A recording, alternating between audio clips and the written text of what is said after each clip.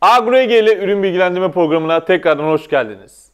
Bugün size çoğu çiftçimizin bildiği muhteşem üçlü çiçek tutturucu tim hakkında bilgi vereceğim. Ürünlerimizi tek tek anlatacağız. Birinci ürünümüz Boster 4-15-0 5 bor 5 çinko amino asit artı deniz yosunu. Ne zaman atılır? Nasıl atılır? Şimdi Boster 4-15-0 5 bor 5 çinko bitkinizin dişicik borularını uzatarak döllenme ve tozlanma ihtimalini arttırır. Peki bu size ne avantaj sağlar? Çiftçi abilerimden gelen sorularda en büyük sorular çiçek açıyor ama meyveye dönmüyor. Bu tam olarak bu işe yarar. İkincisi çiçek açmıyor, ağacım çiçek vermiyor. Eğer bu da varsa bitkinizde aynı şekilde Boster 4-15-0 5 bor 5 çinko kesinlikle sizin aradığınız ürün. Diğer ürünlerimiz ise amino asit ve deniz yosunumuz.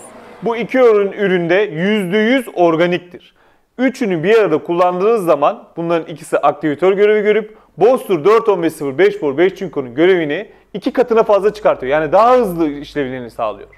Deniz yosunumuz ayrıca bitkinizde eğer strese girmişse, mesela bu 45 derece geçen senelerde olmuştu. 45 derece 40 derece sıcaklıklar oluyor, çiçek anında dökülüyor ya da tutmuyor. Deniz yosunumuz Boster 4-15-0 ile karıştırdığınız zaman bu etkiyi yarı yarıya düşürür. Amino asitimiz bitkinizin direnç kaynağıdır. Yani bunların ikisinin alımını, deniz yosunu ve Boster 4-15-0'ın alımını çok hızlandırdığı gibi bitkinizde de ayrıca sürgün yaptırır. Peki bu ürünler birbirleriyle karışıyor mu? Hangi dozda kullanılıyor? Ne zaman kullanılıyor? Şimdi bu ürünler 400 litreye 1 litre şeklinde kullanılıyor. Çiçekten önce, tohurdan önce 10 gün ile 15 gün önce kullanılıyor. Yıla göre değişkenlik gösterebiliyor. Peki ürünlerin karışımı nasıl?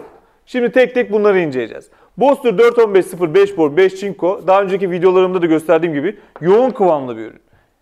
Bu şekilde. Ürünlerimizi tek tek bu şekilde koyuyoruz. Aynı şekilde taralınıza da koyabilirsiniz. Amino asitimiz ve deniz yosunumuz.